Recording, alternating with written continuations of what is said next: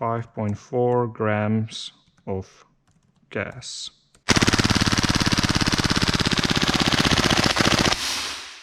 All right, much better. All right, now we are testing the short. 11 degrees. Test of the PP2K, we have 15.9 degrees Celsius.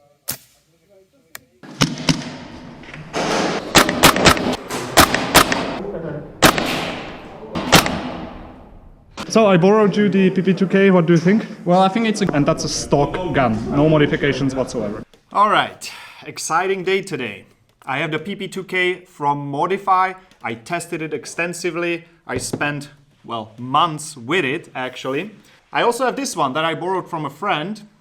So I tested both variants, and this is the review of these two rifles. I want to start with a rather bold statement that I really like this platform, and if you are looking for a gas blowback rifle, this is definitely something you should be looking at, because I believe it is pretty decent. Okay, now I'm gonna elaborate on that. So if you are interested in the full review, please get yourself a coffee, because this is gonna take a while, because I done a bunch of testing with these. I played with it, I took it to the range. I have a lot of results which I want to share with you. Guillaume, you just played with this thing 2 sentences. Very accurate, reliable. That's the word. But first things first. This one is stock. I've done 0 upgrades to it. Modify sent me this particular rifle. However, as always, I'm just gonna tell my opinion. I'm not obligated to make a good review. I would never agree to that.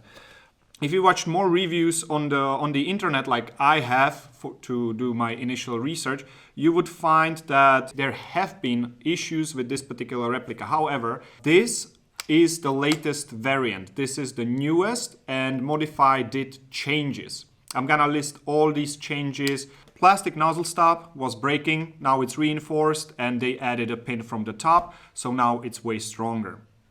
Trigger bar screw got loose, they changed it to a pin, so that is no longer an issue.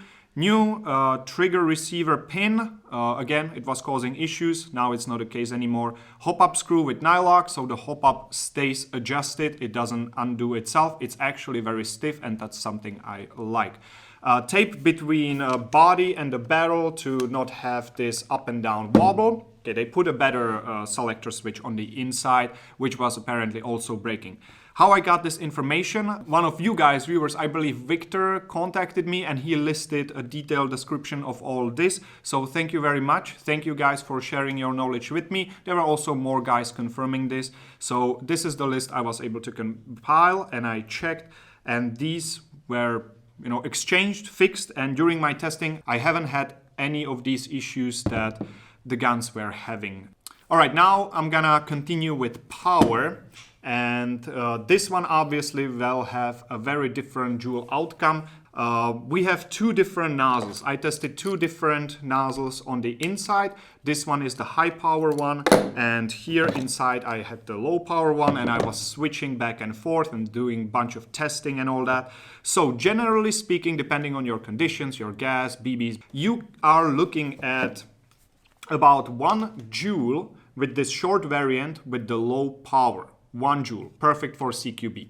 If you switch the short gun to a high power nozzle, you are looking at 1.1 to 1.3 joules. So that's already pretty good. It's not adjustable, and plus we will come to that. That's a little bothersome, but 1.1 to 1.3 joules, that's all right. 1 joule for CQB with the low power, perfectly fine. Basically like a pistol, and it's not much bigger, so that's cool. If you switch to the long variant, you are getting way higher powers. With the low power nozzle, you are getting 1.3 to 1.4 joules. That's already pretty decent with low power nozzle. If you switch this to high power nozzle, you are looking at 2.3 to 2.6 joules. That's basically a sniper rifle, which is cool. It should be justified because this is rather long and unwieldy. We will come to that, what I think about the 2 different variants and which one you should pick.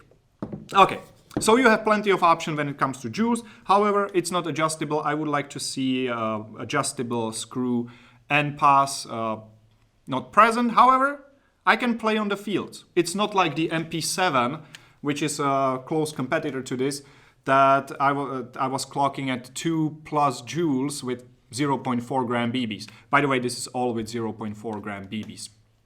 So this was unusable out of the box. And the magazines suck. More on that later.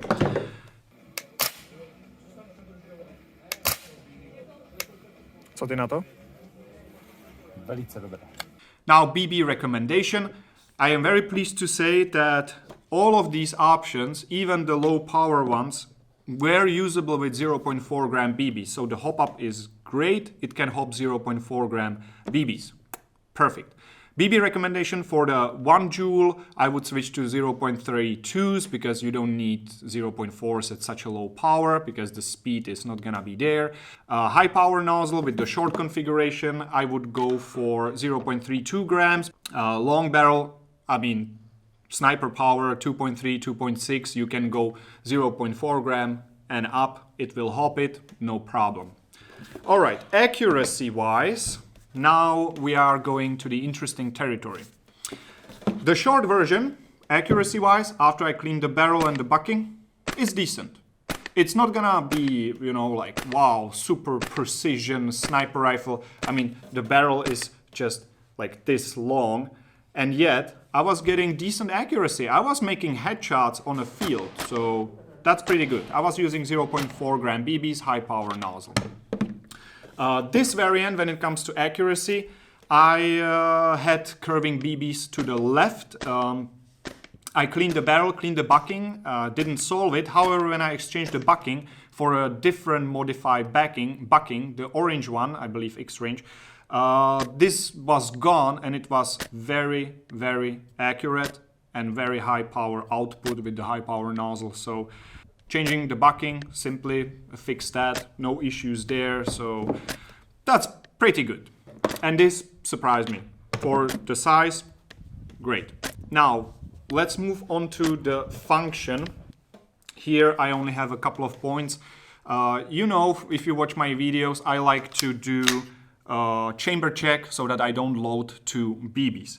Here, I just simply cannot see that because the chamber protrudes quite far to the front and the bucking is really hidden in there. I cannot see if there is a BB. That bothers me a little bit because I'm used to something different. I'm used to checking it. However, the nozzle is so beefy, the loading tip is such a beefy thing that it's just not gonna break if you load 2 BBs like the WE guns do. So this is not an issue, and in fact this has a different function as well. It acts as a bolt lock, which I will come to. Well, now, you know, generally speaking, we have issues with bolt locks, bolt catches, because they just wear off and they are not catching the bolt when the magazine is empty. I hate that, and I absolutely love how they solved it in this case. For that, I'm gonna need an empty magazine.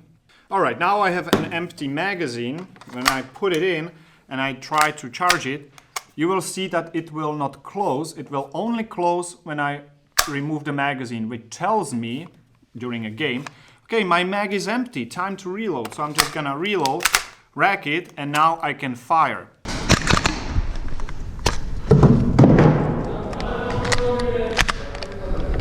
This, in my opinion, is a genius move because they got rid of bolt locks that generally speaking are kind of hard to get right and they wear off and all that by simply making this the bolt lock. You see these followers are really beefy and the nozzle is also very beefy. So basically when the follower goes in front of the nozzle, it will stop the gun from firing. You will get a dead trigger, which is a sign, okay, I need to reload. Just gonna do that, rack it, and now I can fire again. Amazing, amazing. This is a Russian replica. I mean, the original one is Russian, and they just don't introduce unnecessary things. And I really like this. It's one less thing to worry about, and it gives you all the feedback that you need to know that your gun is empty, which is perfect. It worked very, very well for me. One less thing to worry about. So that's great. All right, how does the trigger feel? I can tell, okay trigger. I don't really care about like a competition trigger, but I can also tell a very bad trigger. So let's see which one does this have.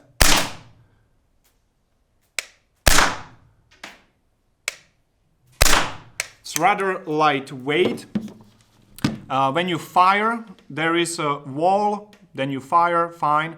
And when you are coming back, the trigger is a little bit sluggish. It doesn't want to go forward that easily. Reminds me a little bit of the GHK G5 trigger, which is also a little bit sluggish, and it pushes your finger forward. This one doesn't push your trigger forward, so it's a little bit better. It's not an amazing trigger because it has a trigger bar that's just given the system. It's okay. It's okay. You know, where is it? My VFC empty has a really nice trigger. This is not it, but it's okay. When I was playing, I haven't thought about it at all. Just fine. All right, now we come to capacity. So Modify has these two magazines. The short one and the long one. The short one is 24 BBs and the long one is 67. That's what I got inside, and I calculated. I counted the BBs, and this is the result. Whatever the website tells you, I tested it, I put it in there. I think especially this one, they advertise a little bit different number. Efficiency. Man, I spent so much time on testing efficiency. How many BBs can you get out of both magazines and all that. Very, very, very long story short, at normal temperature, 23 degrees Celsius, which is about an office temperature because I was testing it in the office, I got pretty decent results. When it comes to short mags, you can empty 1.5 to 2 full magazines. I got up to 3 magazines per one fill. However, that's a story for a different thing. It requires exchanging the valve. That's a modification. I don't want to talk about it here. This is a review of the stock gun. 1.5 to 2 full magazines on one fill. So that's pretty decent. When you are in the game, you run out of BBs, you just put more in, and you can still fire at least half a mag, maybe another second mag, depending on the temperature and gas. I was testing with a normal green gas. All right, these long ones, pretty much the same story. I got one full magazine out easily on semi. Okay, this is all on semi. It changes completely when we are talking about full auto. 1.5 to 2 magazines out of this one. Again, I got more out of it by exchanging the valve and filling it more. But that's a different story. So you can comfortably shoot this one on semi. When it comes to full auto, however, I was getting mixed results when I really just pull the trigger and let it go until it runs dry. I was getting sometimes 3/4, sometimes full magazine. Sometimes there was a little bit of gas left. I tried many different combinations, but I don't want to make this too long. You can get at least one full mag. Especially if you do shorter bursts, you just don't want to spray with a gas blowback rifle anyway. You should be using semi only. So I don't really want to talk too much about full auto because in my opinion it's nonsense to shoot full auto with a gas blowback rifle. The gas efficiency just is not there with any gun in my experience. CO2 mags. Some people, I watched some reviews and people were not happy with the CO2 mags. I don't have a CO2 mag. I don't care about CO2 mags. I cannot tell you much about it. The only thing I learned from other videos is that the long mag, you cannot empty the whole long mag on one CO2 capsule. I didn't test it. I'm just gonna use gas magazines with black gas or HPA tap. Magazines, quality, and if they make sense. I am very happy to please that on the bottom they actually did something I don't see very often, and they made it proper. You have 1, 2, 3 screws holding the bottom plate. So this magazine is very easy to disassemble. It's not pinned like other magazines. It is very easy to maintain, and more importantly, it doesn't leak. I had 0 leakages with these mags, which when you are a gas blowback player, it's a really, really big deal, and I love these magazines because they've done a proper job on the bottom. You can do a modification on the inside. You can exchange the valve that's a different video like I mentioned before. However, the base is there, it's good magazine. Now I'm gonna switch a little bit to the MP7 because this is obviously quite a close competitor. I hate the MP7. I have 3 magazines here. All of them have broken base plate, not because I dropped them. One of them actually was sitting on the table, full loaded with BBs, and the base plate just popped out of nowhere and it hit me in the side or something. It was funny. It was just sitting on there, popped off. I don't have any more base plates. I'm not buying more base plates. They suck. This is the KWA, by the way. I had to pin all of them because the base plate popped out, so that becomes useless unless you pin it right here. So I had to cut a follower or something and just pin something so that the spring actually stays there. And they are pinned magazines. You see, they are pinned. They are not screwed like these ones. So all of them currently are leaking. And I already tried to fix them. I'm done with fixing them. They are leaking. I'm not fixing them anymore. I just use this as an example. I'm probably never gonna play with the MP7. So the magazines, terrible. These are pretty good, and I like them because they are just they just make sense how they've done it. Now, very important point why I think this gun makes sense is again the magazines, because that's the base for GBBR. So here I have an AR-15 magazine right here, and if you look at this, now it maybe starts making sense to you as well. I can have 2 magazines in pistol pouches instead of 1 magazine in an AR-15 pouch. That means I can, on this plate carrier flap, I can put 6 magazines instead of 3 magazines.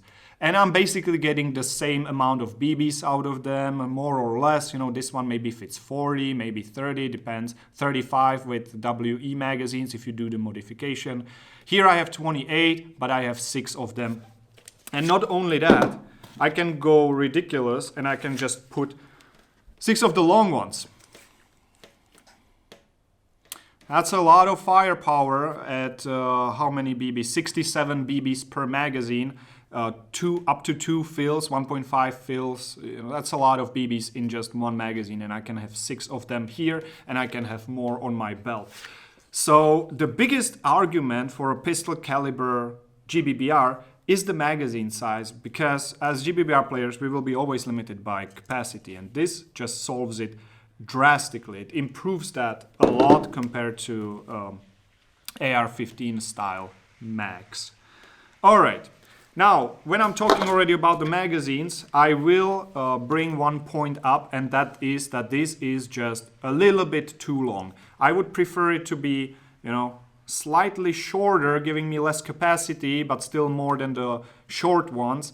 Okay, MP7, I will give it a point here. This is pretty much exactly the size that I would wish for, because when you have it on your plate carrier, it's already really long, not to mention on a battle belt. It's really long, the leverage is there, it's just flopping around quite a bit. So you have to secure it properly. You have to get longer pouches and just be aware of this. It's not an issue. It gives you some advantages like the capacity. However, it's a little bit unwieldy. Maybe having one in the gun, and this is your default, and then having the rest on your gear, the short ones, would make sense. That's how I was running it in the field personally, even though I have two more of these. Okay. One last thing that is also important about magazines, it is compatible with Tokyo Marui valves. Like I said, that's a story for another video, but it's a great thing that it is compatible with dual stage valves. These don't have dual stage valves. If you know what I'm talking about, then you probably know where I'm heading. If you don't know, just don't worry about it. It's not a big problem. You can fill them easily. So I borrowed you the PP-2K, what do you think? Well, I think it's a great gun for this field. It's like made. I need to just get used to the reloading. The button is kind of small, mostly with gloves, it's harder to reload. And also the mags are, for me, just a bit too slim, and there is no mag well. So that's the only things I would probably change. So overall good? Perfect. Did you have nice hits with it? Yeah, I got some nice hits, headshots. Yeah, pretty good experience so far. And that's a stock gun, no modifications whatsoever. Externals, the build quality. The plastic is really good. I like it a lot. Here on the front, there was a really sharp edge. So when I put my finger here, it was kind of digging into my finger. So I took a sandpaper and I just filed it down. So that's that. Stock. Here, it's really hard to remove the stock because I put tape in it. If you look closely, maybe you will see, especially here, you will see some tape in there for a reason, because it was wobbling like crazy. Now when you put a tape in there, it's actually pretty solid and it's not wobbling as much. Maybe I can show you on this one, because this one doesn't have tape.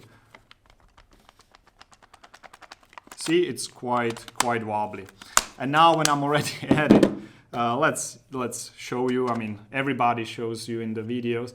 You can just use a magazine as a stock, and then you can use it, you know, maybe, actually that's not a bad idea when you have like this one, and then you are running one here, you have large capacity, you have another one ready to go in your stock, and then when the time comes, you can just change this and put this one back. Yeah, albeit it's not the fastest thing in the world, but it's doable, it's kind of okay.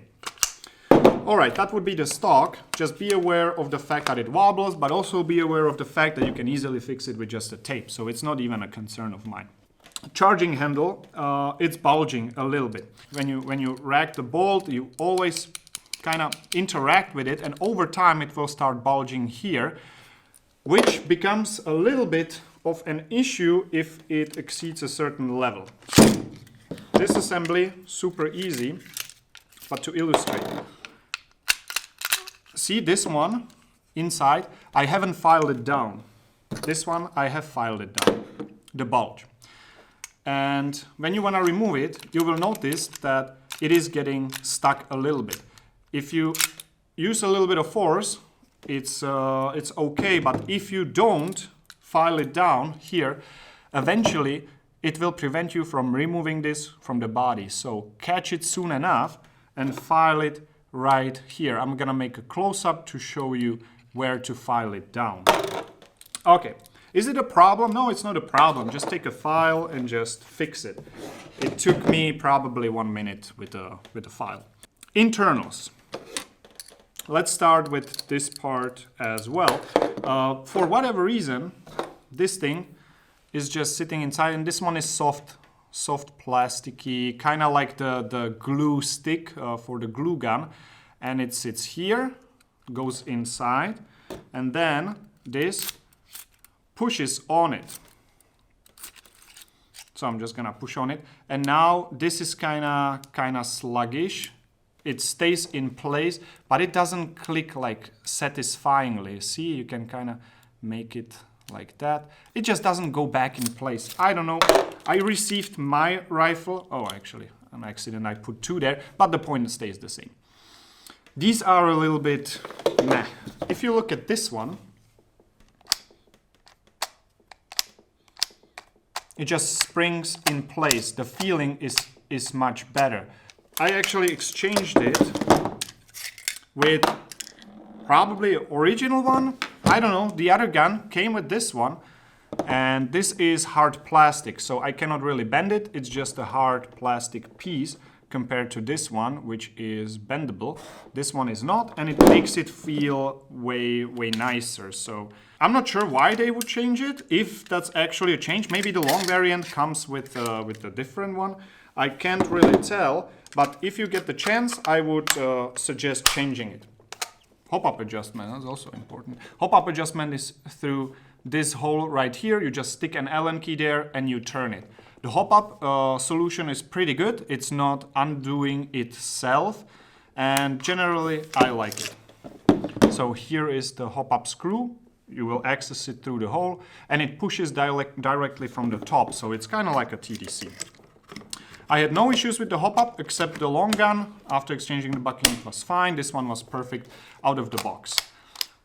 Okay, ease of disassembly. You already saw me do it quite a bunch of times, which is a big deal for me. If it takes an effort to disassemble it, you will probably not want to clean it properly. I forgot my Allen key for hop-up adjustment one game. it was not a problem because I could simply just do this and just adjust it and then put it back, and that's it. When you need to adjust it, again, here there is a little thingy, you press it and that allows you to take it off. You know, you want to clean the bolt carrier or something, easy. And this is a really compelling factor to me because it's just so easy to work on. It's probably maybe even the easiest system that I've seen in a GBBR. Now I'm already ready to go. So I can do it when talking, which is nice. Safety. Safety is like this on the side. It is rather stiff. That's cool. I kind of like that. It is a very simple, straightforward safety. I like that the semi is actually all the way on the bottom. So when I flick it down completely, maybe under stress or something, it's gonna be on semi, which is exactly the settings I want. And then in the middle you have full auto, the typical Russian style. When I have a good grip, I don't really have a good access to it, so I kind of have to shift my hand to access it. So having it on safe while you're playing all the time, it's not as easy as AR-15s, but it can be done. Also the corner is a little bit sharp. If you do it like 100 times, you know, your finger will hurt a little bit. But overall, the safety, it's okay. It's not ambidextrous. So if you are lefty, it's not the best.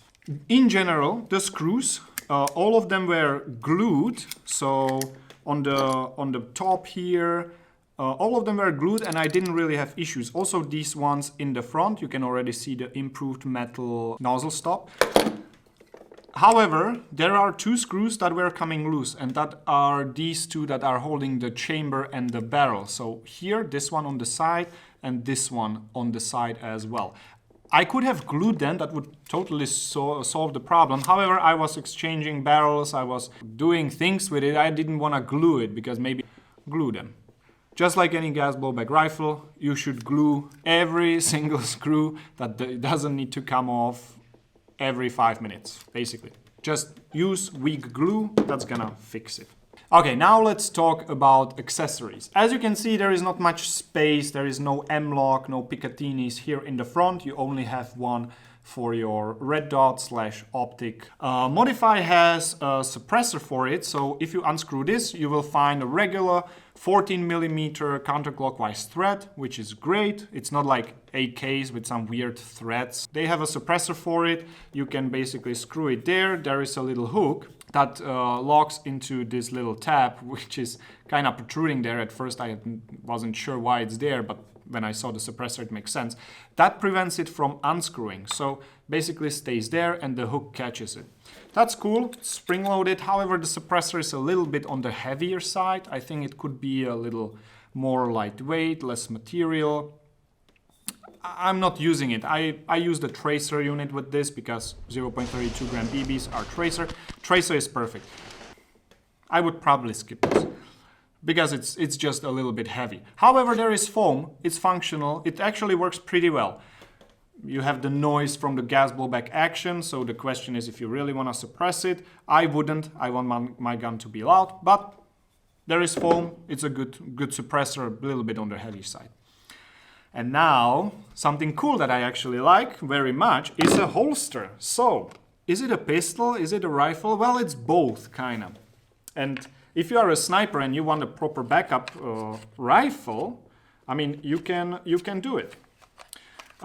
Well, before I start putting it there, first off, what you need to do to use the holster is to add this little thingy on the side. So you have to exchange it. So this is the thing that locks into the holster from the top, and you can just remove it like that. There are ball bearings that are spring-loaded, so it clicks in place, stays there. And you need to put this instead of the loop for, in my case, paracord, because I have nothing that would fit inside, so I had to put paracord in there and then I could sling it. If you exchange this pin for this one, it is suddenly holsterable, but you will lose the sling attachment point. Depends how you want to use it. It would look something like this. So you can have it on holster, you know, a little bit lower, but there is the table, and then you just take it, you can shoot, and then you can just click it back in place and have it holstered. Very neat little feature. It's hard to get a rifle-sized thing that has a holster. Maybe this is the perfect rifle for you snipers out there. Just saying. And it's really cool because it's gas blowback. Flashlight. This is a flashlight that comes with it. It is decent in terms of brightness. However, I don't like the position as much. You have to stick it inside. Kind of locks in place with this tab. And now you can use the remote switch, glue it or zip tie it. And now when you go somewhere, you know, you can have a flashlight. If you like it or not, I'm gonna leave it up to you. I haven't used the flashlight in the game. I think it's just too bulky. I would prefer having it somewhere on top, like AR-15 style. However, given the form factor and that it doesn't really have anything on the top to attach it, it's an okay solution, and it's an okay flashlight. One thing, maybe you already seen it in different videos, when you put it in the mount, it wobbles. So tape. I had to put tape underneath this to fix it in place. Is that a big problem? I mean, if it can be fixed with a duct tape, I don't consider it to be a big problem. It's a little bit weird though. If we are talking about this longer variant, you have plenty of Picatinny rails on the top, so you can attach anything you want on it. Now, when it comes to price, here it gets really black and white, I would say. At this point, when I'm recording the video, I researched the prices a little bit. The short variant is like 330 USD or 320 euros, which I think for a gas blowback of this quality is a really nice price.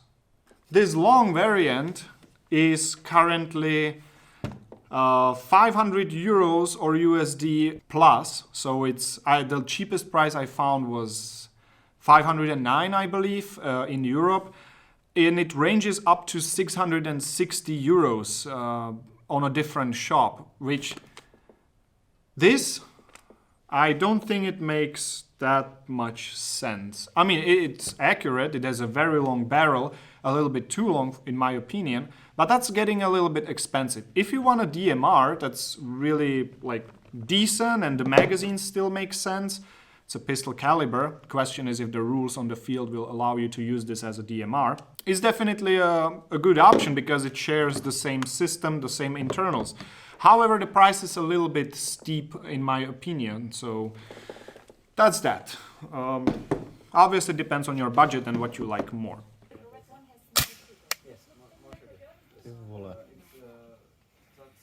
That's the reason why it's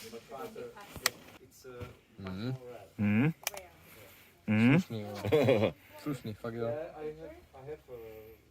Okay, and now we are coming to the community knowledge, which is something I always try to include in the videos because I don't know everything and I also rely on community knowledge. And what I found were the issues I mentioned. The plastic nozzle stop is breaking. So the plastic nozzle stop is the silver piece inside here, and when the nozzle goes forward, it kind of hammers into it, and over time it will just pop out and it will break. They changed it to metal with a pin that also goes into the charging handle, so it should distribute the impacts a little bit better. It is metal. That's no longer a problem. It used to be a problem at the beginning. Trigger bar screw coming loose. They exchanged the trigger bar screw for a pin, which should not come loose. There was also a problem with the fire selector, the internal one that is sitting right here. They reinforced that one. Hopefully that fixed the problem. I haven't had any problems with the internals, and I shot really a lot of shots, not only on the field, mostly while I was testing it. So far, no issue with the trigger or anything like that. They also put a new trigger receiver pin inside, which was coming loose, and then it would jam the trigger, or a combination of these problems would jam the trigger. So this is like one internal change. They just changed a bunch of parts. I didn't have any trigger lockup or anything like that. hop-up. They also changed the screw with a nylon lock, so the hop-up is not coming loose, which I can confirm it wasn't coming loose on me. And the hop-up system, I actually I do like the system. If you would be able to adjust it without an Allen key from the outside, not taking it apart like this, that would be cool. However, given the fact that it can be disassembled so quickly and I still have access to it with a regular tool, I don't need a super long Allen key, it's okay.